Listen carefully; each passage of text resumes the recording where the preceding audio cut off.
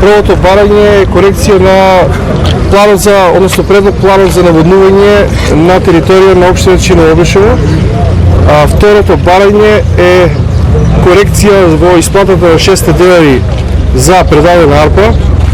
Значи ние бараме предадена арпа да биде, односно 600 денари да бидат на предадена арпа, а не 6 денари на 800 кг по пријавена површина. Така беше и договорот на нас со надлежните органи во државата. И третото барање е што е можно побрзо во наредните денови да започне откупот за стокови резерви. 10 пати си имам составено со министерот за земјоделие, се што кажа се ми излажа. Прво и прво обеќани ќе има стокови резерви. Стоковите резерви још не се спроведени. Кажа дека ќе се даде 6 динара на откупена арпа, не на единица декар. Он даде на единица декар. Со тоа ги само награди концесионерите што имаат по 300 динара што плаќаат на декар. За да тие ги даде, а ние работиме, јас лично и не само ја и овие луѓе позади мене, сите работиме индивидуална земја.